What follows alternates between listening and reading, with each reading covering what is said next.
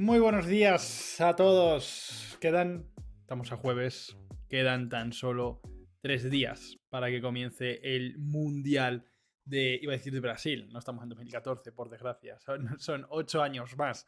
El Mundial de Qatar de 2022. Y aquí estamos otra mañana más para repasar hoy. Llega el turno de los grupos E y F, lo que viene siendo, lo que es igual a los grupos de España y Alemania, el grupo E y también de Bélgica y Croacia, subcampeona del mundo en la pasada edición de Rusia. Así que, sin alargarnos nada más, vamos a comenzar.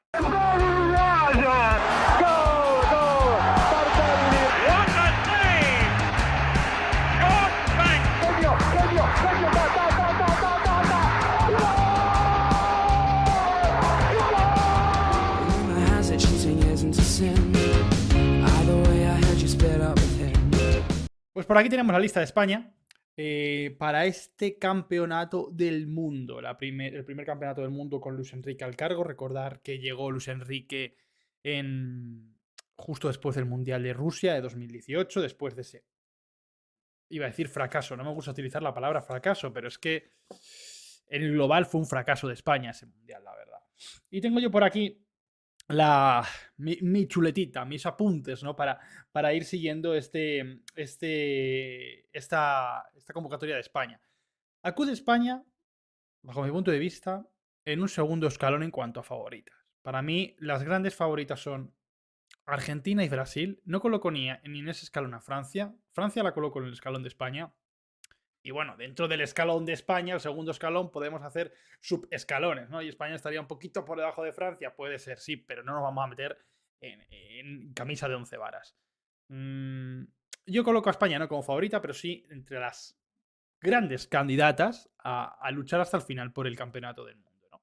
Pero es verdad, y que se viene comentando, y es muy manido, yo creo que ya este discurso en los medios de comunicación, aquí en España por lo menos, que actualmente España puede ganar a cualquiera y perder con cualquiera, se dice mucho, ¿no?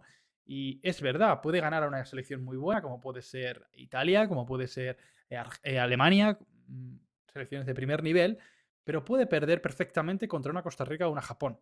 Es que yo también lo veo así. Es una selección de dos caras y sobre todo que le cuesta enfrentar diferentes contextos de partido que le sean muy desfavorables, como puede ser el que nos va a plantear seguramente Costa Rica en el debut de España el miércoles que viene, ¿no?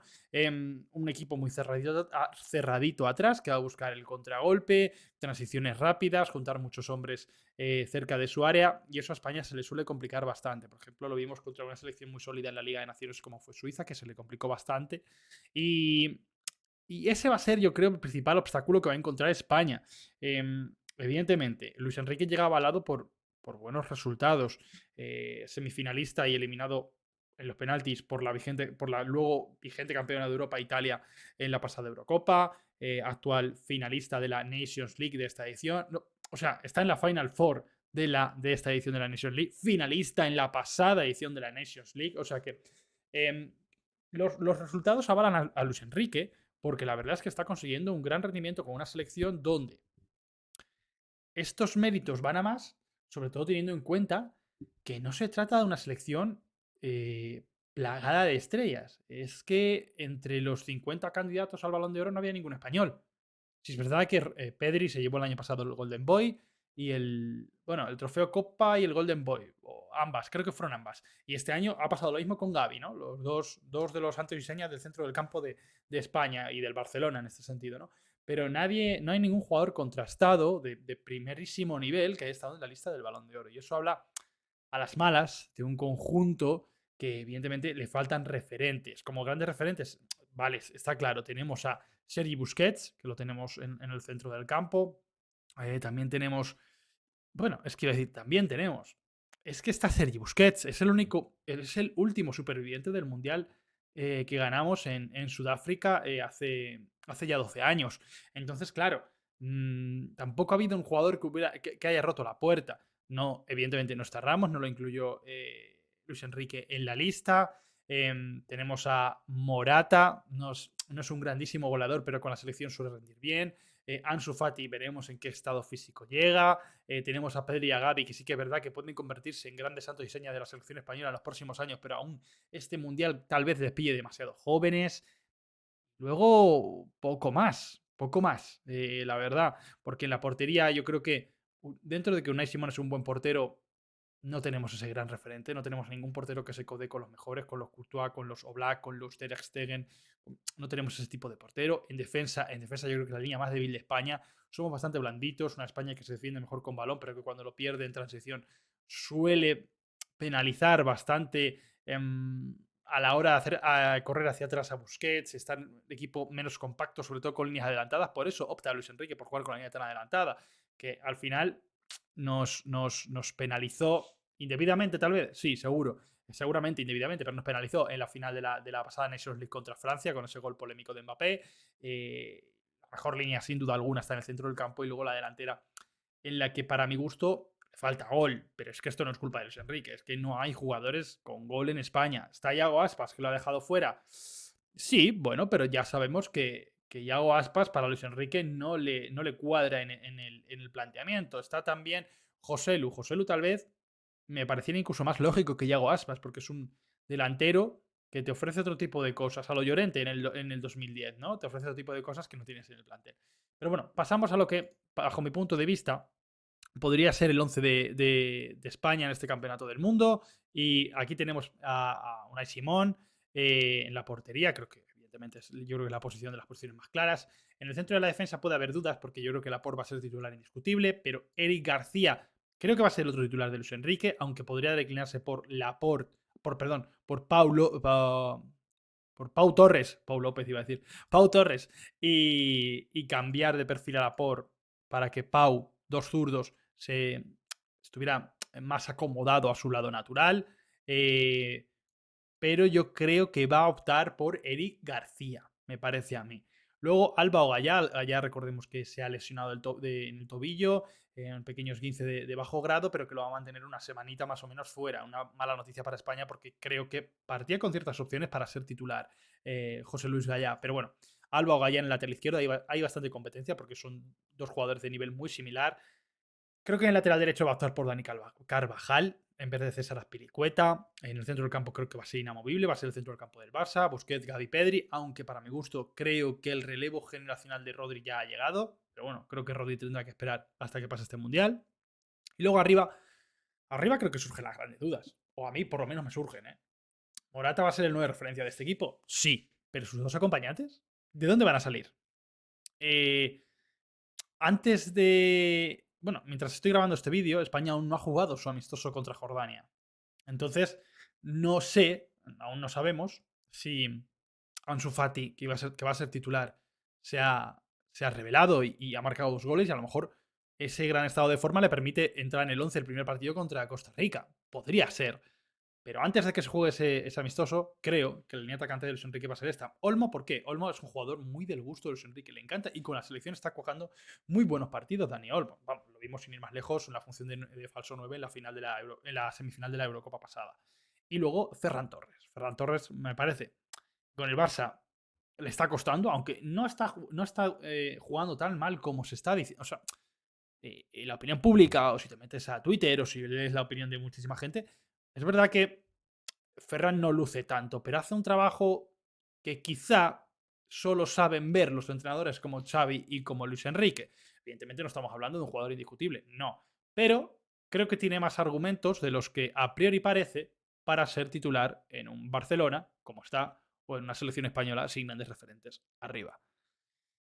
Bueno, yo creo que el repaso de España está hecho. No quiero alargar muchísimo más en este repaso de la selección española, pero es verdad que tiene sus carencias. Pero yo confío en España. Yo confío en España, aunque pase como primera o pase como segunda, va a tener unos cruces bastante complicados.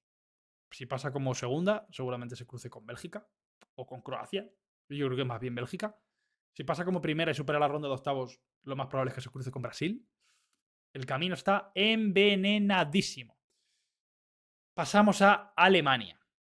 La selección de Hans-Dieter Flick, bueno, sigue confiando en un relevo generacional que se lleva realizando desde que Hansi Flick llegó al banquillo. Manu Neuer va a ser titular. vamos, bastante claramente. Tiene un nivel en la portería bastante destacado con Macante Ter Stegen y Kevin Trapp. Luego en defensa hay ciertas dudas, ¿no? Porque es verdad que tenemos como titular indiscutible, creo, a Antonio Rúdiga, pese a no estar siendo titular en el Real Madrid. Creo que eso es un, bueno, eso es un debe, ¿no? Eso es un, es negativo para la selección alemana que Rúdiga no haya jugado todos los minutos que hubiera disputado en el Chelsea estando en Real Madrid, ¿no? Pero bueno, yo creo que va a ser titular indiscutible. Y su compañero yo creo que podría salir de Niklas Schüller, el defensa central que pasó por el Bayern de Múnich y actualmente está en el Borussia Dortmund, y de Nico Schlotterbeck. Creo que la temporada de Nico, bueno, el comienzo de temporada y sobre todo este tramo de temporada de Nico Schlotterbeck le coloca en una posición bastante favorable para ser el acompañante de Antonio Rüdiger en el centro de la defensa. Luego, por otro lado, Alemania, y voy a mirar la chuletilla, eh, Alemania es verdad que presenta algunas dudas en lo que se refiere a los laterales. Evidentemente, partimos de la base de que Joshua Kimmich va a estar en el centro del campo, por lo tanto, los laterales pueden ser para Tilo Kerer, para Luka Kostemann o David Raum. Creo que parte con más opciones que los dos anteriores. Ahí tiene ciertas dudas el conjunto de Flick. Y luego, como venía haciendo también Joachim Löw en las últimas convocatorias, aúna el centro del campo y la delantera. Y es que es verdad que muchos jugadores alemanes en los últimos tiempos podían pasar por los dos roles, ¿no? Tanto por centrocampista ofensivo como por delantero, como por extremo, ¿no? Y aquí hay una nómina de atacantes y centrocampistas muy vasta, porque tenemos a Karina de Jemi, tenemos a Julian Brandt, tenemos a Niklas Füllkrug, que ayer para mí, marcó el gol de la victoria de Alemania contra Oman, debutando con 29 años en la selección, en la Mannschaft, justo en la previa de un mundial. Y la verdad es que fue un partido bastante pobre de Alemania. Pero bueno, estos partidos ya sabéis que hay que cogerlos con pinzas. Serge Gnabry, Leon Goretzka, Mario Götze, que vuelve a Alemania, el Kai Gundogan, Kai Havertz, Jonas Hoffmann, Joshua Kimmich, que lo he mencionado, el jovencísimo Yusufa Moukoko, Yamal Musiala, que sin duda alguna será titularísimo y será una de las grandes sensaciones de esta Alemania. Está ante su primer mundial siendo jovencísimo y una de las grandes promesas del fútbol mundial. Y Thomas Müller y Leroy Sané. Yo aquí tengo puesto en el centro del campo Musiala, Kimmich, Gundogan y luego Müller, Kai Havertz y Leroy Sané. Pueden ir por ahí los tiros, pero la verdad es que yo tengo bastantes dudas de lo que va a hacer Hans-Dieter Flick sobre todo de medio campo hacia adelante, aunque también es laterales, con esta selección alemana. Veremos a ver, porque sin duda alguna la primera posición del grupo se va a debatir, en principio y a priori, aunque luego siempre estamos abiertos a sorpresas, entre Alemania y España. Japón es una selección a la que hay que tener muy en cuenta, sobre todo porque es muy combativa y que va a estar al acecho ante cualquier fallo de las dos favoritas. Y pasamos ya a Japón, porque es verdad que me he adelantado, y vamos a hablar de Japón, porque es lo que digo, Japón está marcada por una generación de jugadores, sobre todo por una idiosincrasia que siempre promete pelea. Es verdad que en los últimos tiempos, bueno, Japón llega a Qatar con una generación de jugadores eh, muy prometedora, ¿no? Considerada como la más prometedora del país. Sobre todo, pues tenemos un gran nivel de Takefusa Kubo en la Real Sociedad. También tenemos a Minamino jugando a gran nivel en el Mónaco, a Daichi Kamada en el Eintracht de Frankfurt, este Eintracht de Frankfurt campeón de la Copa de la Europa League el año pasado y también en octavos de la Champions League. O sea, hay un ramillete de jóvenes bastante también destacado en este cuadro de los samuráis azules, como se les conoce al cuadro nipón. Es un equipo que le caracteriza sobre todo ser muy disciplinado, muy sacrificado en el esfuerzo. En la defensa quizá es donde se encuentran los jugadores más experimentados y yo creo que eso le puede ayudar. Evidentemente, Kawashima es un portero ya experimentado en estas lides, en los mundiales de fútbol, pero también tenemos a Nagamoto y a Maya Yoshida en la parcela defensiva. También, sin ir más lejos, a Sakai también en la línea, en la zaga, ¿no? Yo creo que aúna también la velocidad y la calidad de sus futbolistas en el centro del campo, sobre todo, y le hace de ello un conjunto muy incómodo. Muy incómodo para batir. Entonces yo creo que Alemania, que debuta contra Japón, veremos a ver qué resultados saca. En principio, por nombre debería ganar, pero yo creo que hay más igualdad de la que a priori parece haber. Y luego España, que se va a jugar posiblemente. Yo no creo que España llegue clasificada para la última jornada del grupo. Y yo creo que se va a jugar la clasificación con Japón. Ojito con eso, porque ese partido puede ser muy peligroso para España. Lo que decíamos, Japón tiene una defensa bastante experimentada, pero eso no le hace no tener problemas en defensa. Creo que es la línea más débil de Japón y tiene ciertos desajustes en salida de pelota y sobre todo a balón parado. Y sobre todo estos errores se mostraron en una serie de partidos amistosos que ha disputado en los últimos tiempos, también contra Ghana y a Paraguay contra los que a los que arrollaron 4-1, perdón. Hicieron sufrir a Brasil, pero por ejemplo cayeron 0-3 contra Túnez. Bueno, creo que son resultados a tener en cuenta, pero tampoco para sacarles muchísima importancia. Por lo tanto, Japón es una selección que para mí tiene cierto chance en este grupo. Y luego, por último, no quiero alargarme mucho, pura vida para Qatar, ¿no?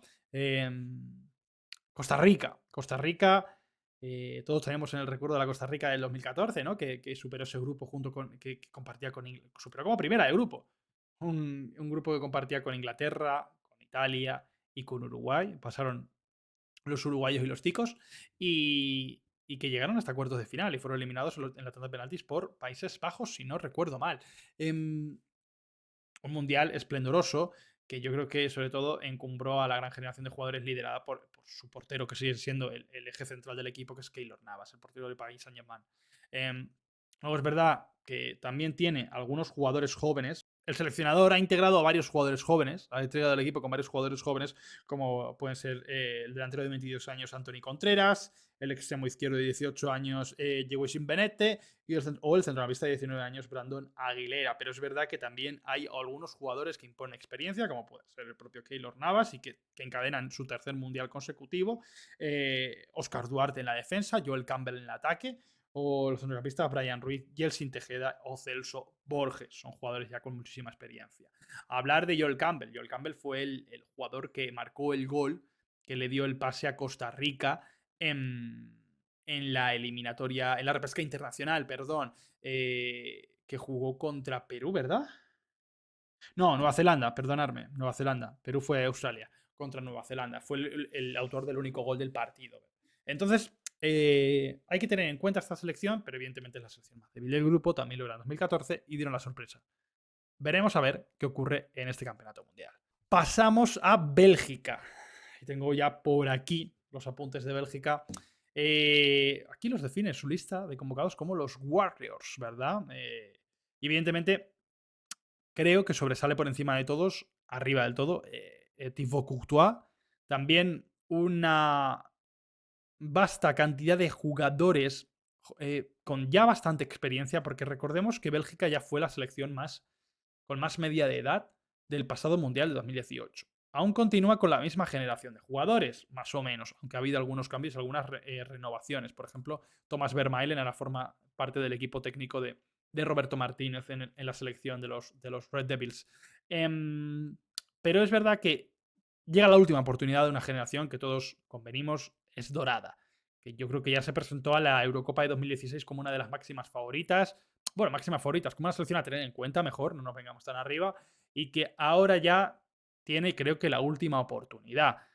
La Eurocopa de 2024 queda ya 2 años vista. De Bruyne con 31 años, creo. Vamos a verlo, 31 años, llegaría con 33 ya a esa cita. Es la última oportunidad para los belgas.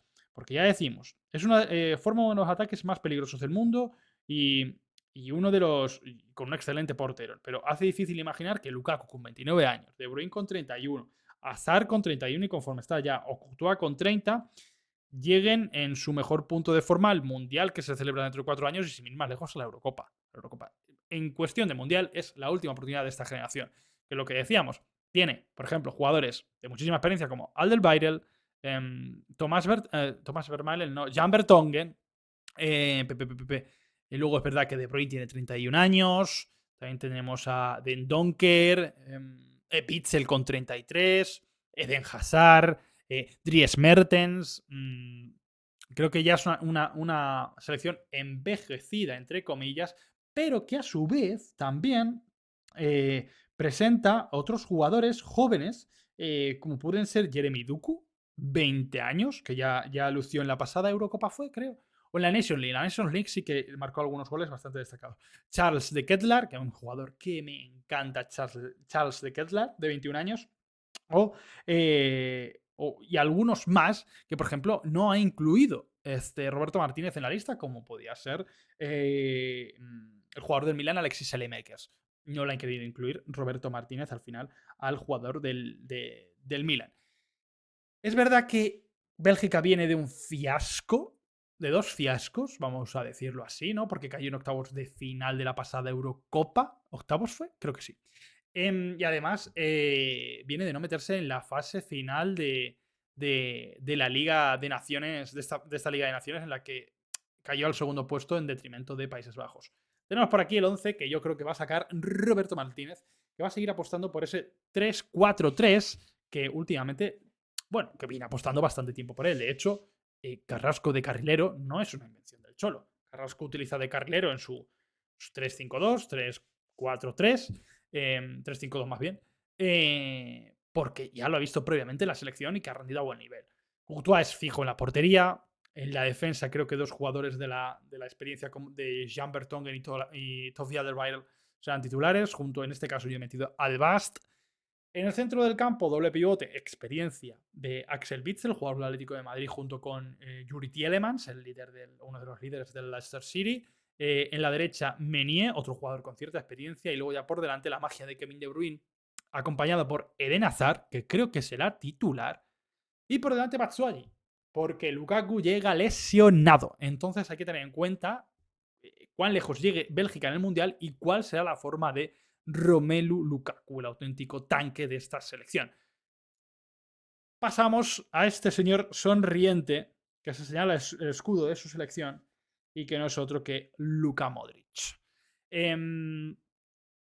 Croacia llega como vigente subcampeona del mundo. Además, llega después de haber caído en octavos de final de la pasada Eurocopa contra España, lo recordamos en la prórroga, y de haberse clasificado para la final, para las finales de la Final Four de la Nations League, por delante de Dinamarca.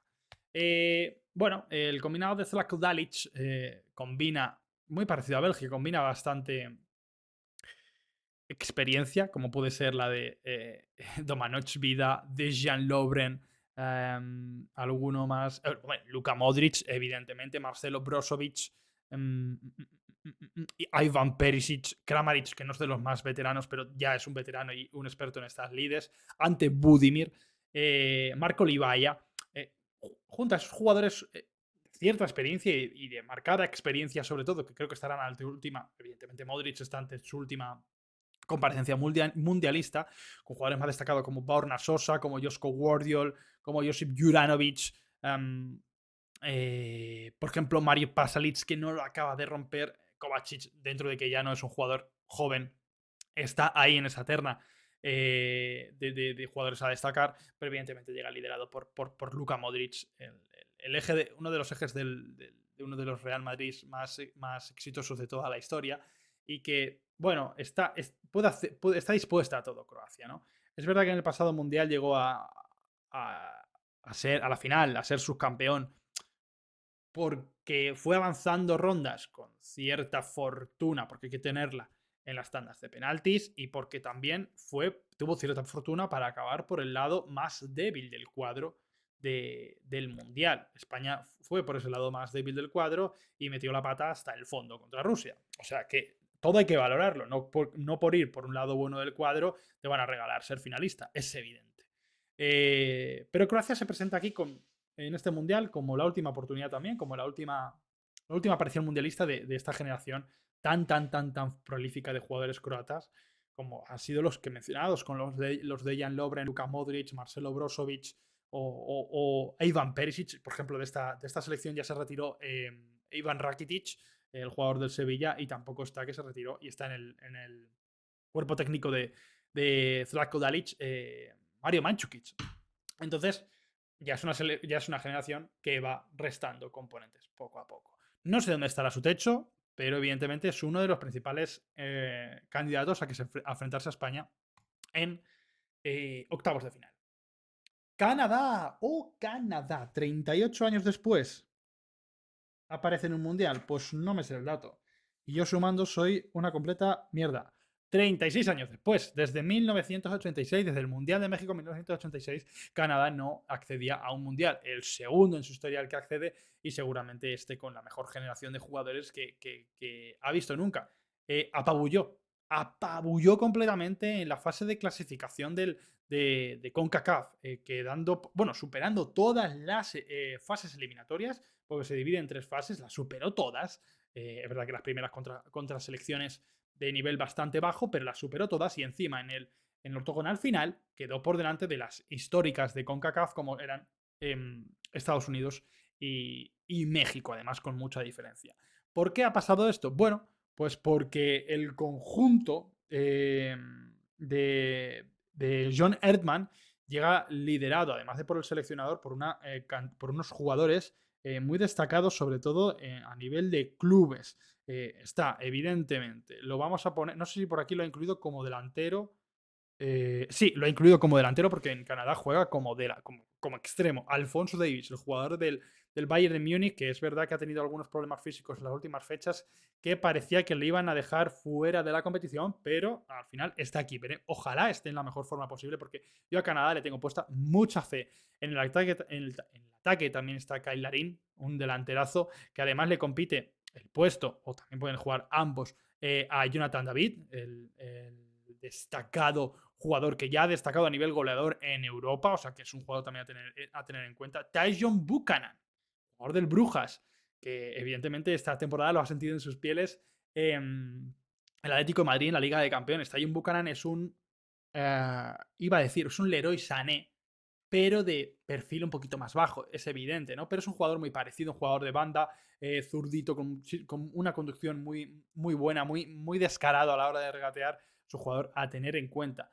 Y luego todo se mueve al son en el centro del campo de Steven Eustaquio, el jugador del Oporto. Es el que marca cómo se juega, por dónde se juega, qué derroteros va a tomar la jugada de atacante. Aquí lo tenemos, alguno de Steven. ¿Stephen? No. Stephen. He dicho Steven. Stephen Eustaquio con el número 7, ex del Pasos de Ferreira de la Primera Liga. Yo tengo bastantes dudas, porque yo creo que Canadá puede. Iba a decir, sorprender, no. Pero, o sea, a ver, me explico. Canadá creo que no es claramente la selección mm, destinada a ocupar la última posición del grupo. Creo que además le puede dar alguna sorpresa a Croacia o a Bélgica. Creo que le puede dar algún sustito a esas dos selecciones. Pasamos ya, por último, a hablar de la última selección de este grupo, del grupo F, que es Marruecos. Marruecos llega, ya estuvo y le complicó la vida muchísimo a España en el Mundial 2018, bueno, que todas las selecciones estaban en posición de complicar la vida a aquella España. Llegó al Mundial 2018 sin Yacine Bonou, suplente, y ahora mismo está a un nivel espectacular en el Sevilla. Ya sabemos a qué nivel y de lo que es capaz Yacine Bonou, el exportero del Girona, con una crack Hakimi que, lejos de que ya hace mucho tiempo que lo vemos al primer nivel mundial, ¿no? Tan solo tiene 24 años y es uno de los jugadores de referencia, sobre todo y jugando en un equipo de élite como es el Paris Saint-Germain. También tenemos por el mismo costado a Mazraoui, jugador del Bayern de Múnich. Un poquito de segunda fila también están Aguer del West Ham, Dari del Brest, el Yamik del Valladolid, lo conocemos de la Liga Española, Sofiane Amrabat de la Fiore. A ver, alguno que nos pueda sonar también y que no sea súper destacado. Sofiane Boufal del Angers, Aouakal del Toulouse, Abde, que al final ha entrado de la lista de Osasuna, ojo con Abde, que yo podría ser titular, pero creo que no lo va a ser de primera mano. Arit del Olympique de Marsella. Y sobre todo también tenemos arriba que los he pasado por alto antes, a Hakim Ziyech del Chelsea y a Youssef En-Nesyri, que es verdad que Youssef En-Nesyri unas temporadas atrás se hinchó a marcar goles en el Sevilla, pero está pegado un bajón de rendimiento bastante marcado, ¿no? Marruecos no hizo una gran Copa África pasada, de hecho no recuerdo en qué momento cayó en la Copa de África, y creo que no lo tengo apuntado por aquí. Pero no hizo. Bueno, es fácil, ¿no? Tenemos internet delante. Copa África 2022. Porque se jugó este año. Wikipedia. Creo que llegó a eliminatorias, ¿verdad? Cayó contra Egipto en la prórroga en cuartos de final. Cierto. Ganó a Malawi, que fue una selección que aportó cierta frescura al campeonato y quedó primera de grupo con bastante solvencia, ¿verdad? En un grupo que se debatía con Ghana. Cierto. Que Ghana, ¿lo hablamos ayer? Sí, Ghana lo hablamos ayer, fue una de las decepciones. No lo hablamos ayer. Ghana lo tenemos que hablar en el último grupo. Fue una de las grandes decepciones de la Copa África. Pues eso, Marruecos, yo creo que parte hasta al nivel de un poquito por encima de Canadá, pero no descarto que Marruecos pueda ocupar el último lugar. Y además que la pongo ante la misma tesitura, al mismo nivel que Canadá. Es una selección que está llamada a complicar la vida a las dos grandes, a Croacia y a Bélgica. Creo que les puede dar algún sustito a esas dos selecciones. Y bueno, pues yo creo que por aquí vamos a dejar este análisis, este repaso, análisis me gusta decirlo porque no es un análisis, es un repaso por encima de los dos grupos, del grupo E y del grupo F del Mundial de Qatar de 2022, que empieza ya va a comenzar. Mañana tendréis el último análisis, el de los dos últimos grupos, así que estar atentos. Muchísimas gracias por acompañaros en este análisis de hoy. Chao.